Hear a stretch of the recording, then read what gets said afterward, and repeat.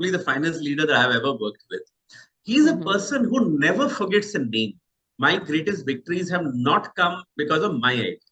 So you have to have one airtight compartment, which is work and achievements at work. Another compartment, which is your passions, your hobbies, your interests. Another compartment, which is your personal life, being a good father, being a good husband. Another compartment with regards to, the time that you nurture with your friends, right? With your close buddies, right? And each of these compartments have to be nurtured individually.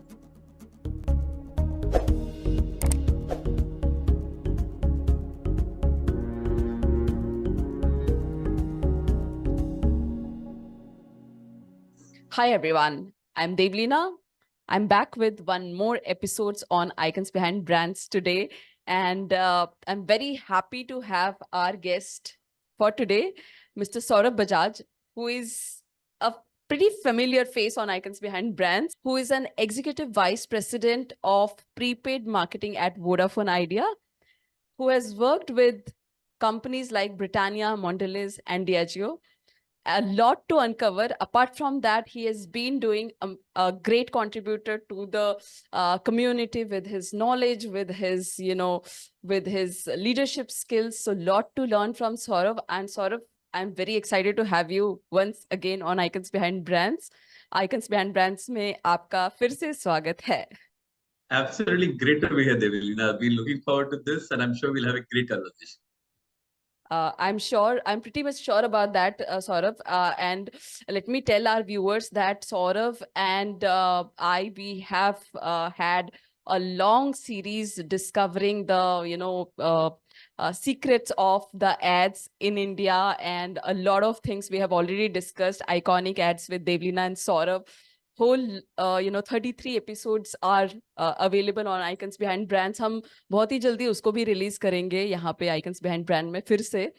But Saurabh, today I want to tap into the mindset of leaders like you. You have been not just a corporate person, but you have been an amazing contributor on social media. Out of social media, you are mentoring, a lot of youngsters, and you have that constant enthusiasm and passion towards giving back to the community, right?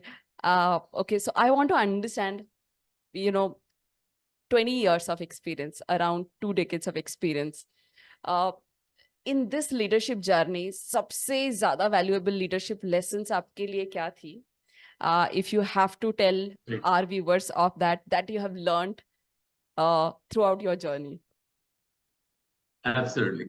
So, Devleena, what I found most fascinating is that the meaning of leadership changes as you go through your career, right? So there is a meaning of leadership that I learned for the first 2 decades of my career, and then there is a meaning of leadership that I learned about what it becomes in the next 2 decades of your career.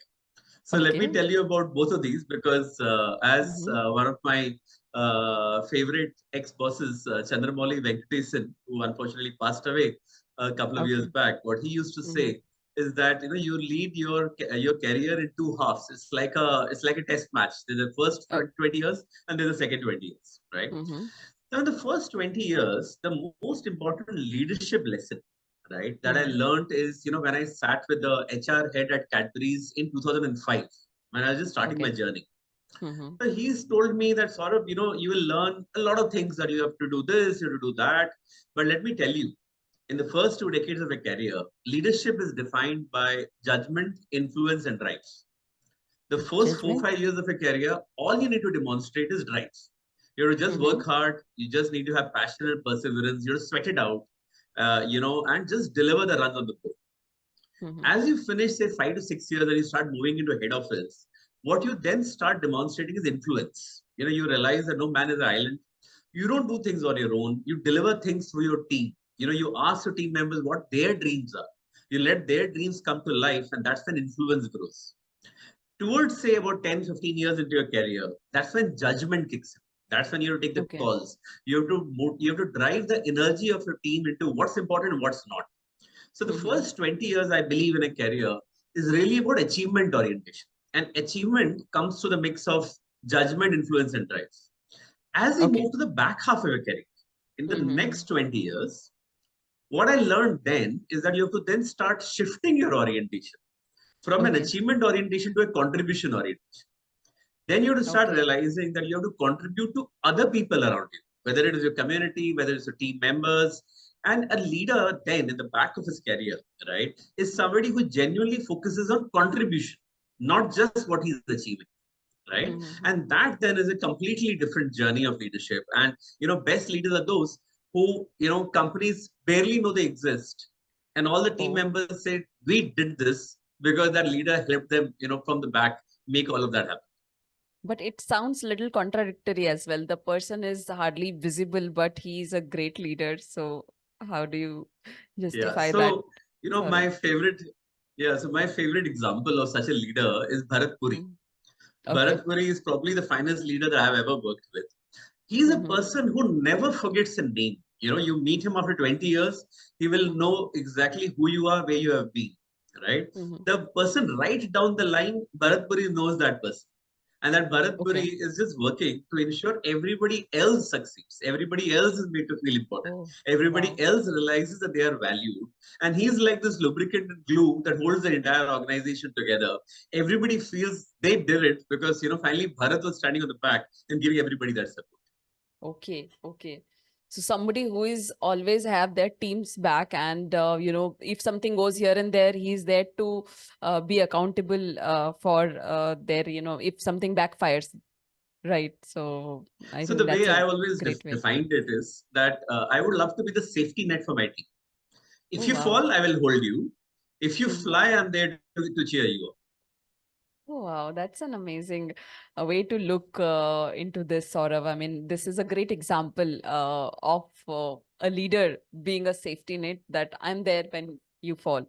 Often in corporates and in other places also where a team works, there is always a rush to grab the attention, to be more visible. Okay, so in this rush to grab the attention and be more visible, getting validated, where the other side of leader is, the great leaders are the people who don't seek for such validation and attention, but at the same time they are the contributor. They are there to help the team to grow. They are there to help the team to feel feel empowered and be more visible. So how, for an individual who is in on their way to become a leader, how they should work in their mindset in this, the visibility and See, one of the things that contribution. holds people back, one of the things that holds people back from seeking visibility Mhm. is the belief that I don't want to show off. Right? A lot of people Mhm. who are youngsters, they believe that, what, I don't want to show off. I'm not a show off. I will just do my quiet work and people should just recognize it. See, the fact is, you can really only help your organization if you Mhm. spread the word on what you're doing. Okay. Because like I said, in an organization, no man is an island, right? You cannot, Mhm. in your own little corner, do some work and expect that it's going to work out. Okay. Because an organization moves, when the entire organization moves together. So if I have an initiative, if I have an idea, I share it with everybody. The more I Mhm. share it with everybody else, I get visibility for my idea. But other people realize that this is an opportunity to succeed. This is an opportunity to move something for the organization. And when other people pick up your idea like their own, that's Mhm. when the real shift in an organization happens. And hence, the whole idea of visibility is not to show that I'm important. The whole Mhm. idea of visibility is to move the organization, to deliver results by engaging other people, by getting them to know and understand that that idea is not my idea. It's an idea that will move the organization. So it is also your idea. Mhm. Okay. Similarly, Right. what I believe, and I believe my greatest victories have not come because of my idea. My greatest victories have come when I've asked somebody else, what's your dream? And how can Mhm. I support you bring that dream to life? When Okay. I support somebody else, that's when a large idea comes to life because nobody can work on their own. Nobody can work with just their idea. Mm-hmm. Correct. Right. So what I take it from here that when you support your team members' dream, they feel safe and they feel that they are with the right team and right people to work, and that's when I think the greatest ideas flourish. Let me share some examples to bring this to life. So when I was handling Cadbury Celebrations, right? Mm-hmm. Cadbury Celebrations as a brand was not doing well. It had been profit negative for the last 15 years. In fact, when I joined the brand, the question that was asked, why should we not shut down this brand? Because the Okay. business model was just not working, right? Mm-hmm. So that's when I went out to all of the people who in the ecosystem. So I went to this Okay. gentleman called Naveen Keswani, right? He Mm-hmm. is a very senior leader in the field of customer marketing. So I Mm-hmm. asked him, what do you think is wrong with the mix? He said, Mm-hmm. Saurabh, I don't think we understand the purchase decision hierarchy. I Mm-hmm. said, okay, that's interesting. What does this mean? I went and spoke to my insights team. We kicked off the research to try to understand what part of the mix works, what does not, right? And then through that journey, we reduced our SKUs from 26 SKUs to 8 because the rest were not relevant for the customer. Mm-hmm. Then we realized that every year we are changing the pack designs. And because we're doing it in a hurry, those packs are collapsing on shelf. So I Okay. spoke to Samir Mehendale, who is the Mm-hmm. packaging head, and I said, Okay. Samir, what do you think we should do? He says, Saurabh, we're chasing our tails. We're creating new packs after another. We're not Mm-hmm. investing in technology. So I asked Okay. Samir, what do you think we should do? So Samir Mm-hmm. said, we should implement a film where you can peel off. And when the Mm-hmm. customer opens the pack, it's a delight because the chocolates are there and they can just be peeled and seen, right? So I said, Mm-hmm. Samir, you believe in it. I will build a business case to bring that to life. Then I Okay. spoke to the person in supply chain. I asked him, Mm-hmm. what do you think is the problem? Why are we not doing well? So he says, Mm-hmm. Saurabh, we are wasting so much of our money in these interim carton packs. Chocolates are packed in say 8 factories. They have Okay. cartons. They go to a central warehouse. They are all then packed together into a box. And all those Okay. cartons are wasted. Why Mm-hmm. can't we remove those cartons and replace them with plastic trays, which can, Okay. move the chocolates around? I said, that's a Mm-hmm. great idea. Let me support you. Okay. Let me build a business plan around it. Now, Mm-hmm. all of those, ideas, they came together to deliver, a doubling of the brand in 4 years' time, a 25% Mm-hmm. growth from 150 Mm-hmm. crores to 200 crores. Our Mm-hmm. profit went up from negative 5% operating income to plus 12% because I was not trying to tell what my idea is. I was trying to hero everybody else's ideas because Yes. the brilliance lies in people around you. And hence, if we can get off our high horse saying, I know best, versus give the credit freely to all the people who are contributing, right? And say that I'm an enabler for the organization of all these people's, ideas and dreams. That's when Mm-hmm. genuine business impact comes. Wow. That's a great space to be in, when there is a sense of security for everybody around that, okay, if I share my ideas and these ideas are heard and seen, I think that's a great space to be in for any team to, flourish because, the greatest satisfaction is if like, listening and if I'm heard or seen. So how do you balance between inspiring your team, motivating your team, make them happy and taking the tough decisions because we So often find the it difficult. so the epitome, so the epitome of the tough leader is actually my boss, my current boss, Okay. Avnish Khosla.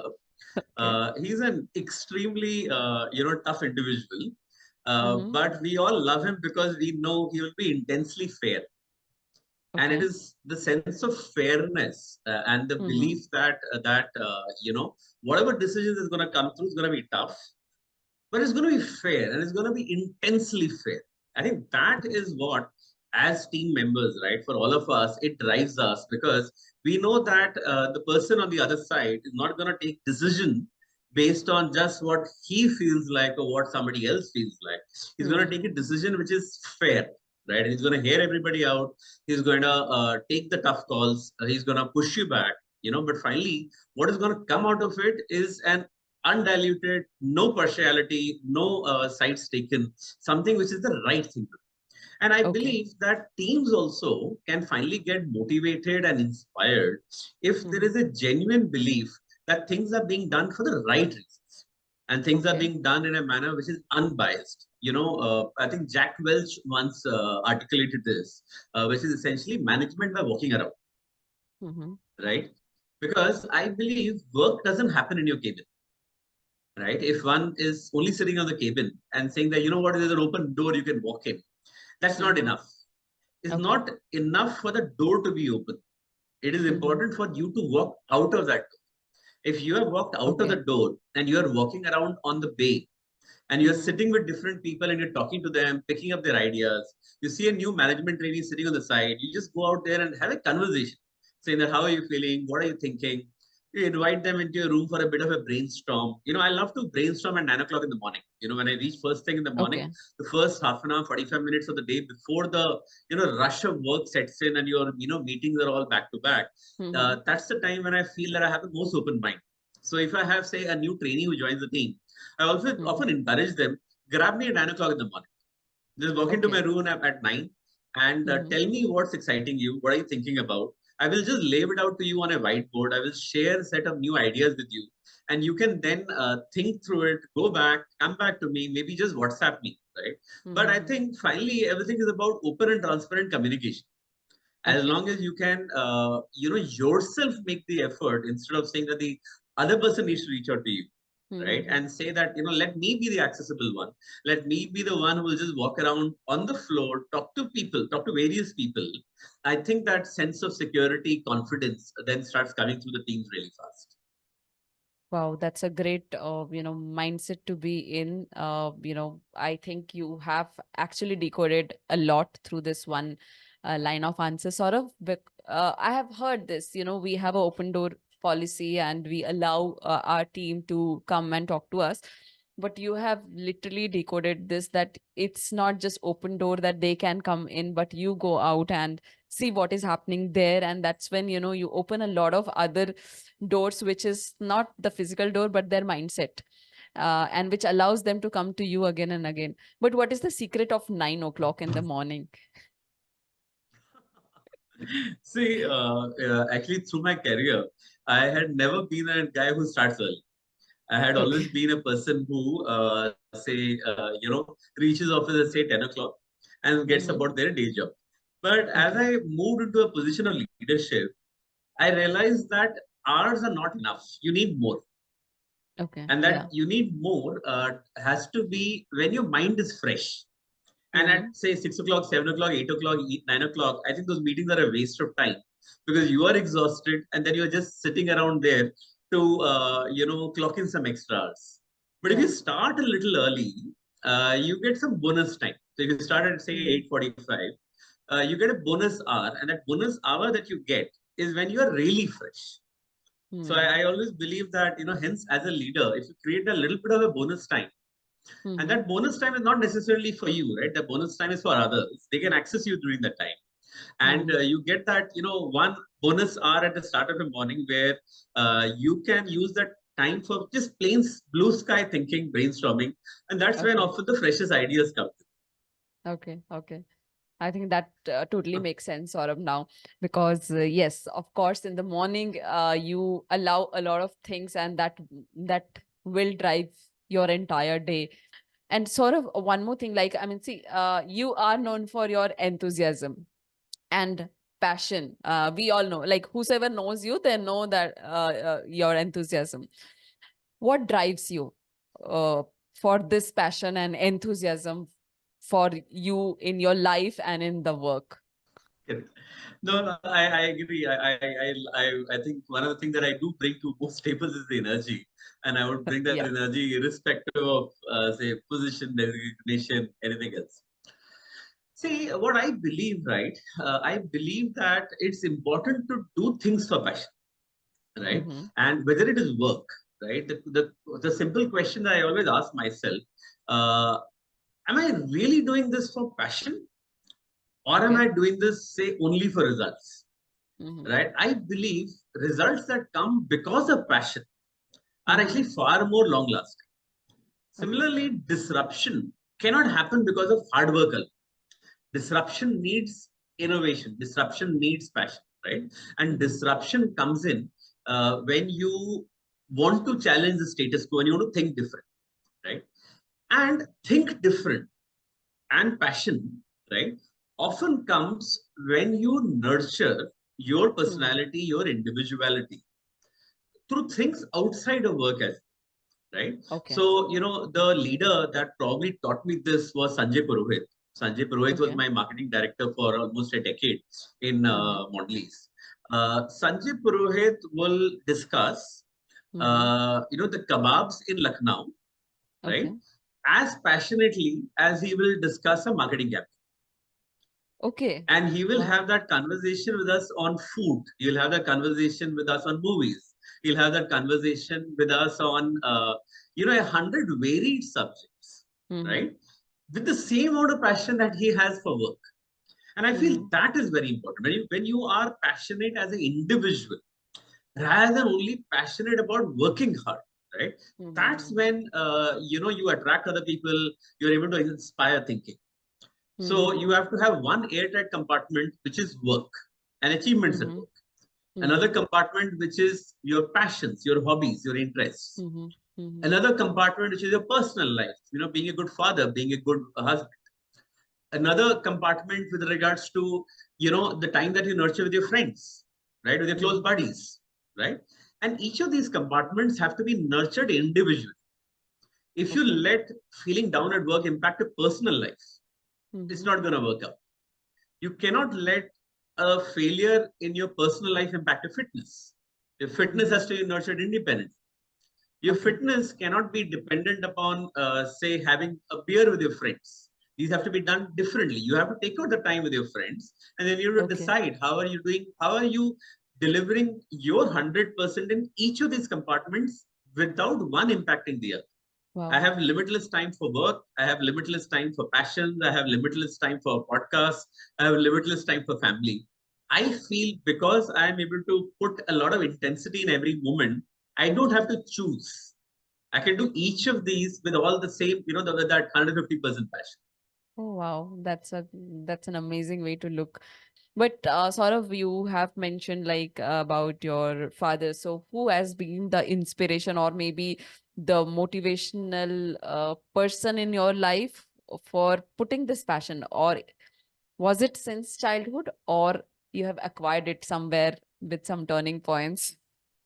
No, so while I respect, all my leaders, right? Mhm. Mr. Varun Berry at Britannia, my current boss, Avnish Khosla, Bharat Puri, Anand Kripalu. While I have learned a lot from each of these leaders individually. But perhaps one of the leader that has had the largest bearing on my worldview has probably been Anand Kripalu. Anand Okay. Kripalu was the managing director both at Cadbury's and then at Mm-hmm. Diageo. Mm-hmm. So Anand Kripalu talked about a few principles that I really, really admire him for. One of the principles that he talked about was middle class values, treating Okay. the company's money like your money. Like when you have Oh, a wow. dilemma of saying that do I spend this or do I not spend this, the simple question to always ask yourself is, if it was my own money, would I do this? Right? So Mm-hmm. that is some of the things of middle class value that he talked about. The other thing which I remember about Anand Kripalu is, I joined the company in September 2005. He joined Mm-hmm. it in November 2005, and we were in Chennai office. It was his first Okay. day, and we Mm-hmm. were all giving farewell to Bharatpuri, and we were all in this Okay. open house. The entire company of the South branch was there listening to Bharatpuri, and Anand Kripalu was missing. So we were wondering where he is. Anand Kripalu was doing the market with the salesman alone, with Okay. the lowest rung of the society, the single person. He was doing the Mm-hmm. market on his own and he was understanding the market. So Oh, the oh. ability to dirty his hands, not worry about the fact that, oh, I'm the MD, I should have four people working with me. Mm-hmm. But the fact that, I need to understand what's happening absolutely at the ground level. And being able to live with that kind of simplicity is something that I really admire about him, right? To be a great Correct. leader, you at the heart of it just have to be a simple, good person. And if you Correct. just live with that simplicity, great things happen.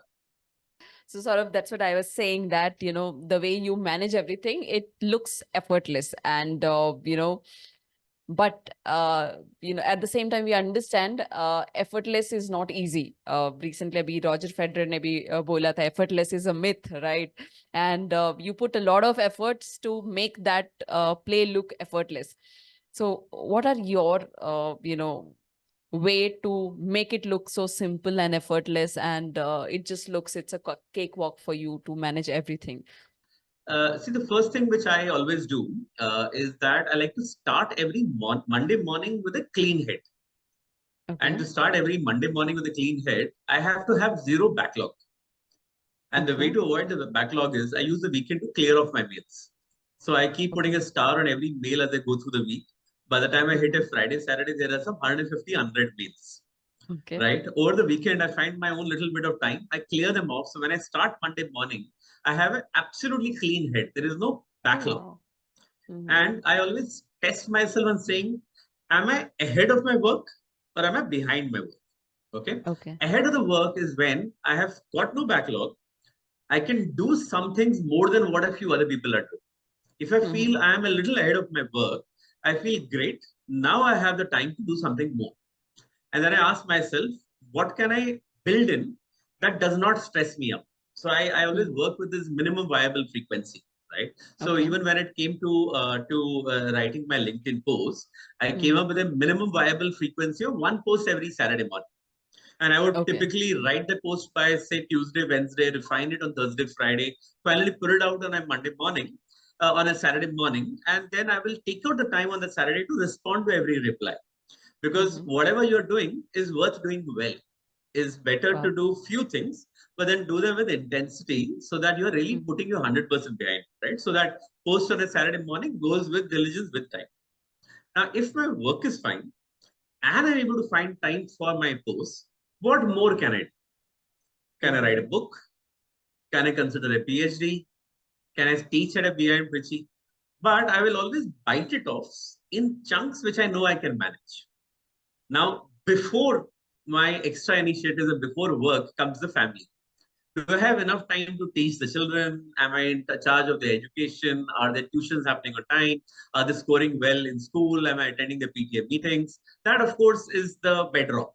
Right? If that's not working out, nothing else works. So Correct. in that sense, I have these hierarchies. Similarly, when it comes to time with friends, I always have a Friday evening. Now, I may Mm-hmm. not give my weekends. My weekend might be important for me to spend time with family, but I can surely take out a Friday evening. And Friday evening is also when you want to unwind. So, am I using my Friday evenings as well? Am I using my Friday evenings to meet up with a new person that I've recently discovered on LinkedIn? I'm Okay. using that Yes. Friday evening to create an open door to somebody who might just want advice from me for their career and they want to meet up with me.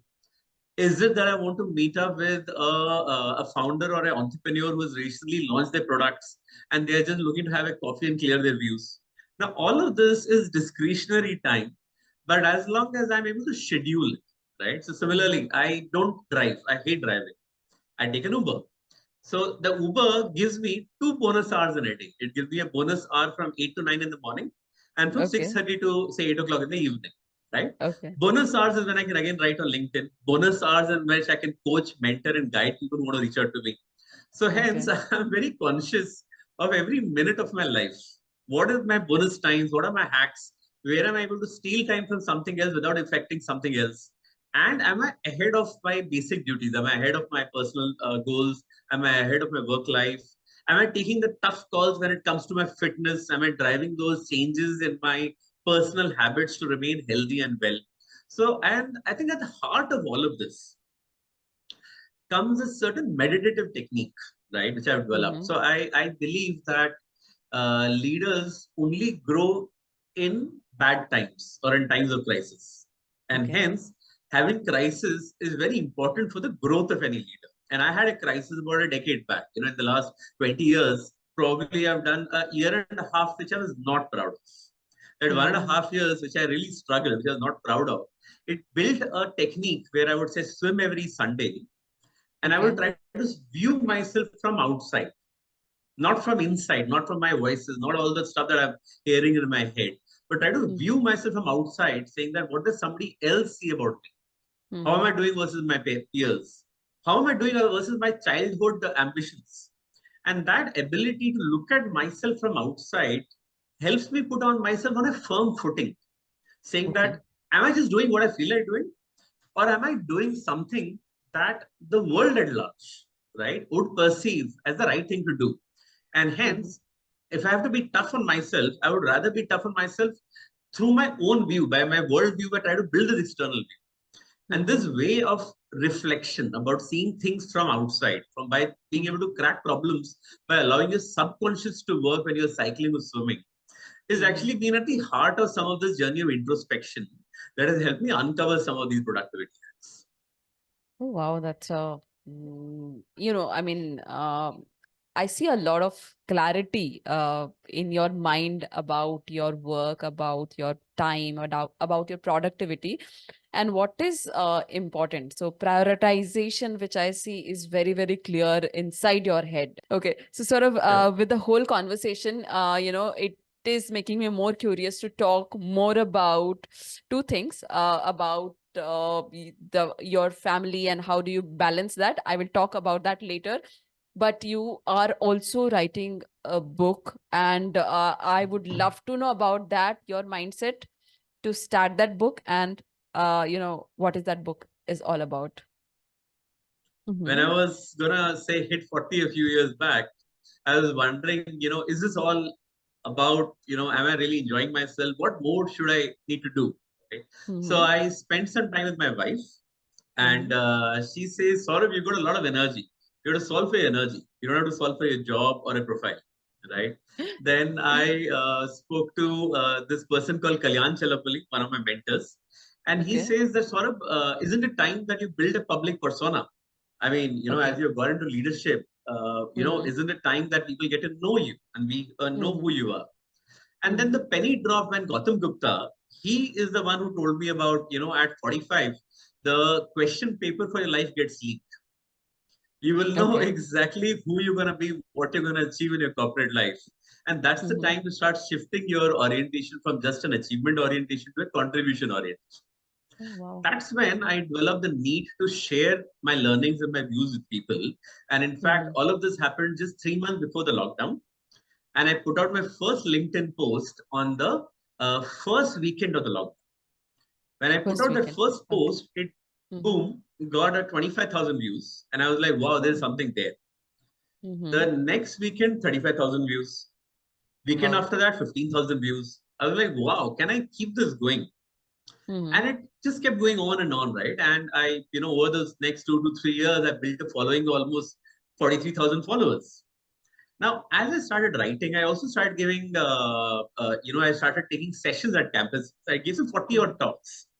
And when Mm-hmm. I gave these talks at campuses, I wondered what would students want. And Okay. my guess is they know what is being taught in their theory, but do they know what happens in real life? So I made Mm-hmm. this deck within just say 25, 30 minutes, right? Mm-hmm. Called the practical marketing, right? Which Okay. was essentially like, this is what Kotler says marketing is. This is what happens in real life. And that's it. Okay. It was a very Okay. simple deck with all my learnings.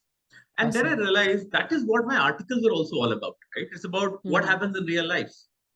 And then Correct. all of these people who are reaching out to me, students, they want to understand how to prepare for college interviews or Mm-hmm. how is marketing actually done on campuses. Mm-hmm. Or somebody who wants to move from sales to marketing, saying, what's marketing all about? What's the difference from sales? Or entrepreneurs saying that, we have launched this product. How do I scale it up? What do I do in my packaging? Or just marketing practitioners who are, say, early into the marketing journey and they don't know some basic questions like, what are the various kind of researches which are possible, right? Mm-hmm. And I was like, you know what? I know all of this. Why don't I just start writing articles? And each Yeah, of those makes sense. articles, and I like this term of instant gratification, each of those articles will just fly off with a lot of virality. So I knew that there's a market Correct. out there. People are Mm-hmm. interested in this, they need this knowledge, right? Mm-hmm. And through all of this work, I mean, through my articles, the book actually emerged out of it. What Okay. happened is Uday from Menza, he says, Saurabh, why don't Mm-hmm. you just send me all that you've written? So I sent it Okay. to him. I also sent it to this very fine gentleman called Rajesh Srinivasan, who's a CMO Mm-hmm. on hire on LinkedIn, great friend of mine. Rajesh spent all this energy going through all my articles, putting it into an Excel sheet and saying that, Saurav, you've already got 15,000 words of your book already written, Wow. right? And I just added to this, and then of course it became a 53,000 word book altogether, right? And hence it's Okay. a 200 to 50 page guide on how Okay. marketing is actually practiced in corporate ballrooms. It's a Mm-hmm. ideal add-on read for anybody who wants to understand the practicality of marketing, not just what marketing is from bird's eye view, but physically how do you do it? How do you exactly create a product? How do you exactly do an ad campaign? Are there celebrities and what's their role in marketing? How does alcohol marketing happen? How do you take Hmm. your brand from Indian markets to international markets? What's the difference between custom marketing and trade marketing? All of it written in a Hmm. very simple, easy to read guide. Correct. And Correct. that's how I essentially came about writing this book. And by August we are expecting to see the book in the markets, and Oh, I'm yay. quite excited about it. I think it should help a lot of people, and it should be a lot of fun for me as a journey as well, because essentially what I've always wanted to do is to democratize the art of marketing, hand it in everybody's hand so they know what it is. And it is not something that has to be hidden away in my mind or heart, but it is something that I can actually freely share and people can pick it up and use in their daily lives. Yes, and sort of even I am very excited about this book to get launched very soon.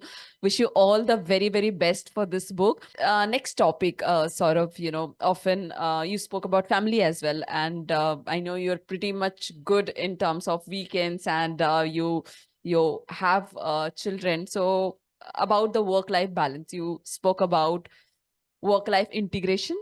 So what are your strategies to balance both without having a burnout? And at the same time, you're prioritizing your responsibility in both the places. Great. See, I personally believe when it comes to personal life that life is a collection of moments. And the more moments you can collect, whether it's a great dinner out with, say, friends or family, or whether it's a vacation that you can plan out maybe once or twice a year, or whether it is about seeing movie with Mm-hmm. your family members. I think those are the moments that we really cherish. And I Mm-hmm. like to proactively have fun as an individual. And if you can have fun with your family members, what could be better? So that Mm-hmm. is something that I, always take out the time for, and weekends are always great, right? I Correct. also, like to, come a little early to work, but also leave at a reasonable time so that, you are at home when it sort of matters, right? But like I said, I don't draw any boundaries. I don't say that, oh, on a weekend, I cannot do this or I cannot do that. If I have work to do, I'm happy to do it on a weekend.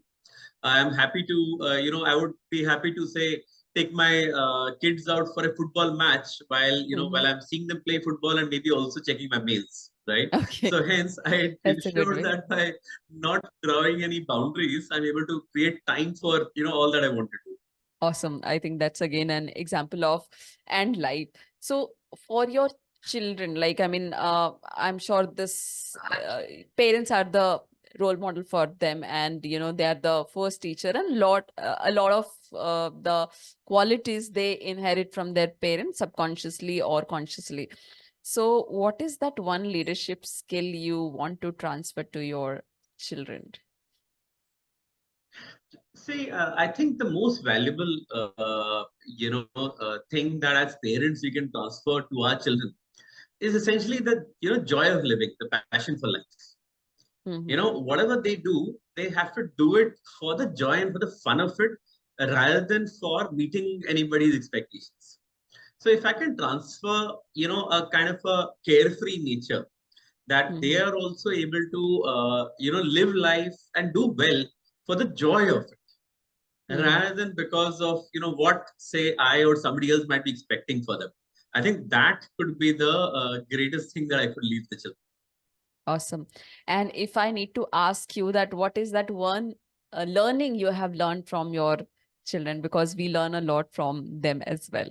So, what is that? Right. So, both my boys have got very distinct personalities, right? Okay. The younger one, interestingly, I always like to joke, he's the most mature member of the entire family. Okay, the younger So one. he's actually the youngest one, yeah. So he's actually the most mature. He's the one who actually, is almost like carrying the family together. He's the one who's actually the wisest when it comes to taking all the decisions. He knows what's Oh, important, how nice. to balance, what everybody's thinking and feeling. That's Well, interesting. the elder one is actually, yeah. Well, the elder one is actually more, carefree, clean soul, lives life, with the ultimate generosity, does not have any hidden agendas. He is what he is. He's what he is on the face of it. He can be quite stubborn as well, but you know that whatever he is, he's pure. Okay. That's nice. That's a great, that's a very interesting thing to have it, like the younger one. And it's an individuality. It's not about the age. That the younger one, he is True. more mature. He thinks in a different way, but the elder one has a very pure soul, but he's a very free will personality. Spirit. Yeah. Awesome.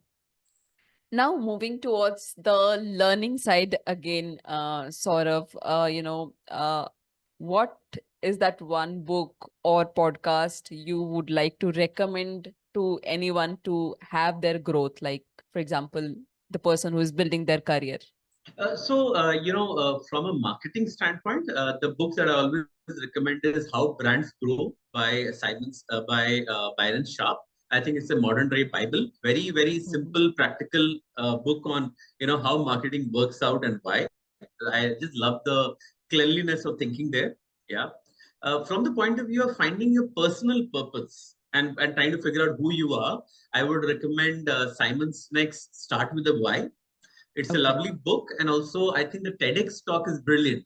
Has some 40 million views and probably one of the most watched TEDx of all time. He had given this Mhm. TEDx talk in 1994, right? Again, Mhm. title Start with the Why. I just absolutely love it because Mhm. it is what has led the entire revolution of brand purpose. The whole Mhm. idea, concept of brand purpose came from this philosophy of starting with the why, right? And he talked about it from people, but it had a lot of implications for marketeers, right? Of course, one of the books that has impacted me when I was growing up is probably the Seven Habits of Highly Successful People. Okay. And I liked one expert from it, which I always remember, where he says, Mhm. "Love is not a noun; it's a verb. Okay. Love is not a noun; it's not something that you feel; it's what you do." So Oh. it's not about just Mhm. having a love for a subject, a professional or an Mhm. individual. Is the fact that it's the act of doing it is what love is all about. So love is when you practice marketing. Love is when you decide to love another individual, right? So I think that is Mhm. something small but it's intensely meaningful for me. Yeah. Okay. Yeah. So, sort of with this, we are moving towards a section called rapid fire round, which you have already witnessed in past, but this rapid fire a little is again a little different. Okay. So, it's fast, it's fun, and it's entertaining, and it allows our viewers to know you as a person a little more. Okay. So we will tap into that. That if leadership mantra was a hashtag, what would it be for you? So I learned how to articulate my purpose with Diageo, and the way I would articulate it is connect to create. When Connect to you create. connect with the other people, yeah, when you connect with other people to create magic, that's when true genius emerges. It cannot emerge as an island. That's very meaningful as well. Connect to create. Like, Awesome. Who is your role model? actually, my childhood hero was Stephen Hawking. And what I Mm-hmm. loved about Stephen Hawking is, we are not grateful for so many things. He is a Mm-hmm. person who, at the age of 24, was paralyzed, and he went on till the age of 60, 65 to create undeniable magic. So we are not bound by our constraints; we are liberated by our mind. And hence, for me, Stephen Hawking is really my role model.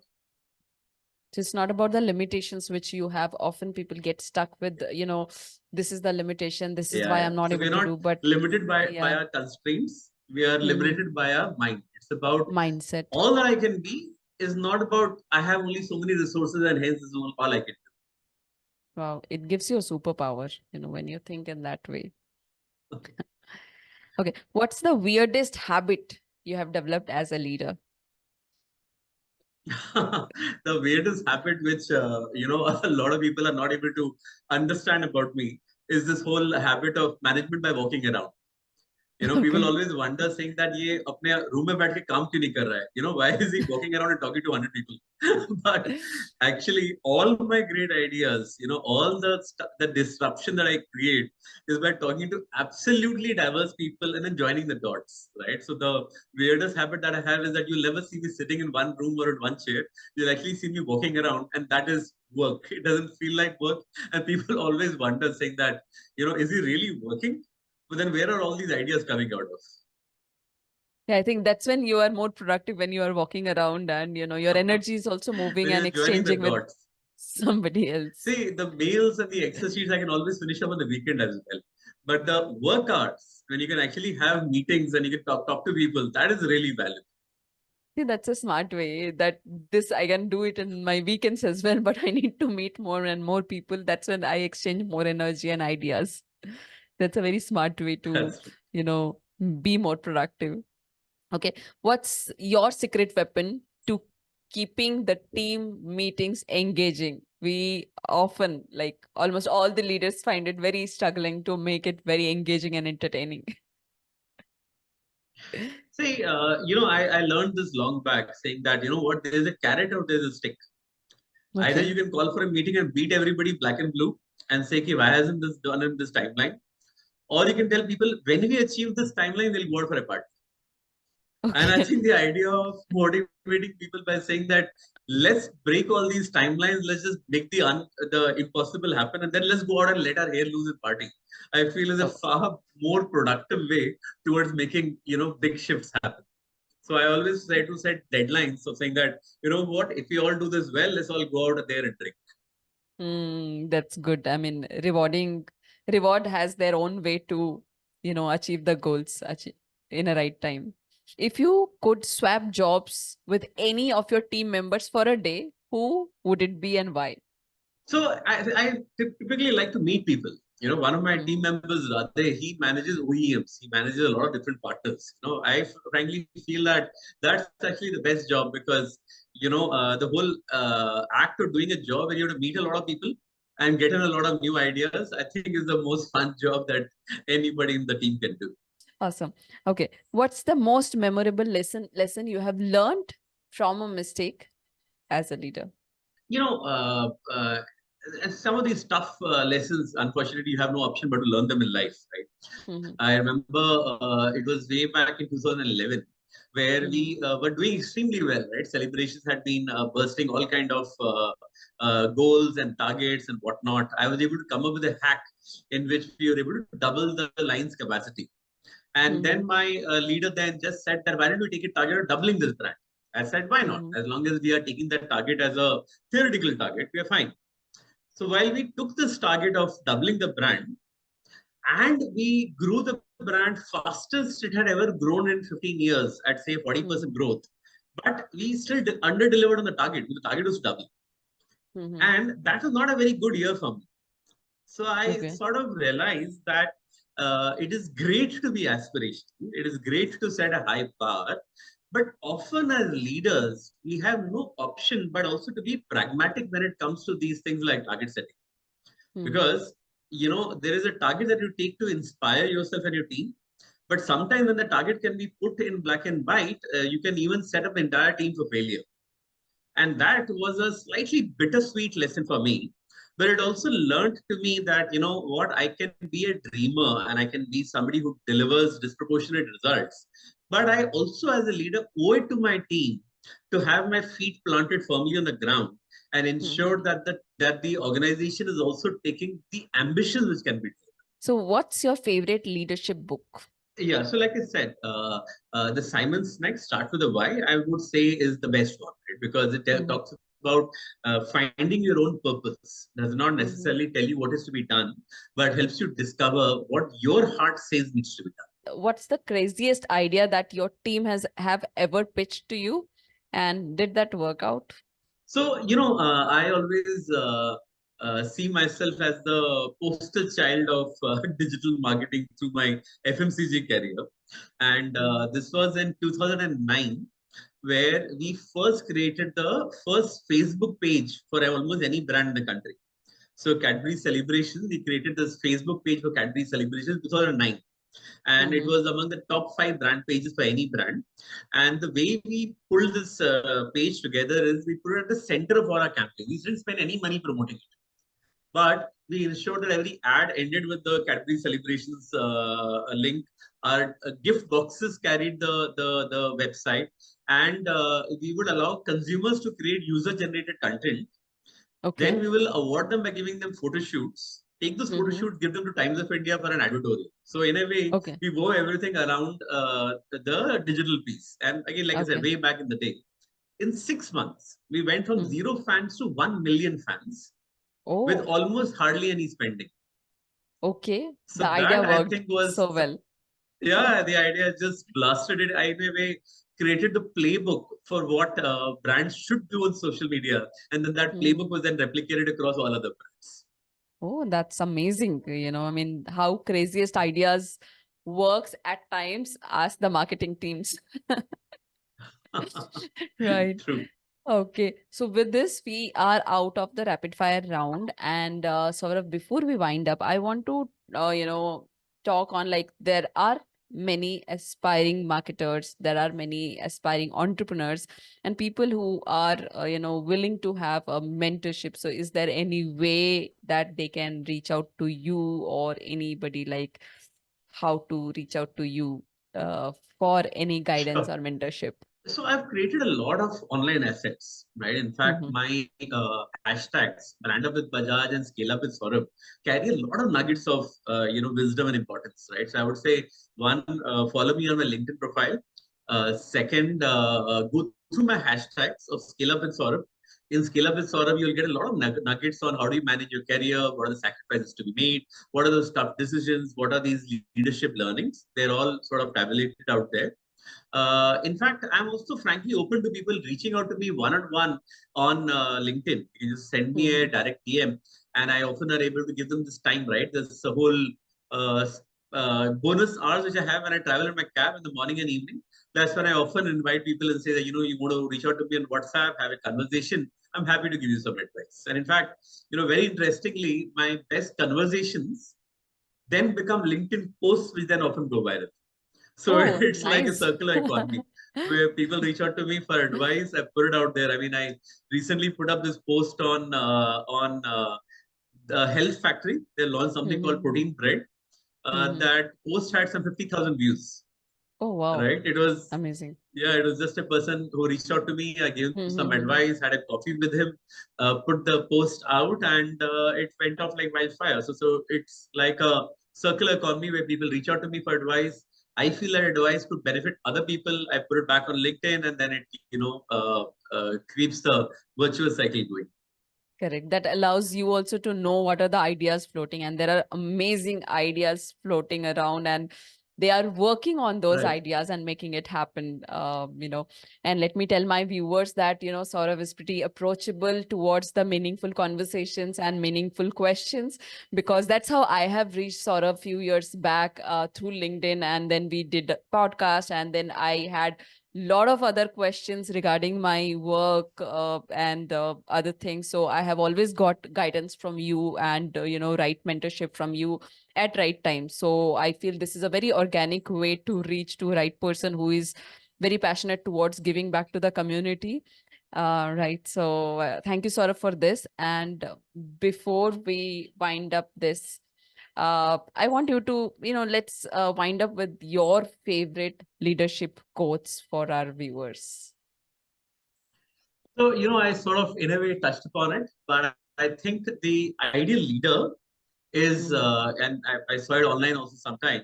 I think the leadership quote is that, the ideal leader is often invisible, right? He's not Hmm. necessarily somebody who is leaning into everybody else.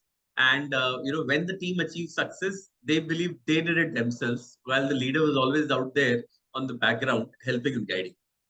Wow, that's awesome mindset to be in, sort of, that has opened up a lot within me as well. And I'm going to churn a lot on this particular topic, and I'm sure it is going to hit a lot many people who are going to watch this and listen to this podcast in future. And a great contribution once again, Saurav. I mean, I literally had a great time talking throughout the last 45 minutes. Lot of things opened up, lot of things came up which is new, and we literally wanted to tap inside your mind, how you operate your mind to make things look so effortless and productive. So thank you for agreeing for this on a weekend for us, and it was amazing having you once again, Saurabh. I hope you had a good time. Thank you. Absolutely, Devleena. Always a pleasure talking to you, and looking forward to the rest of your series. All the very best, and great opportunity for us to keep collaborating now and in the future. Thank you for being here. Thank you so much. So business folks how was the video? I am sure कि आपको ये video बहुत ही insightful and informative लगा होगा. Let us know in the comment section which part of the video you loved the most. Please do not forget to subscribe our YouTube channel, Icon Brands. That's all for today. I'm Devleena Neogi, signing off until next time.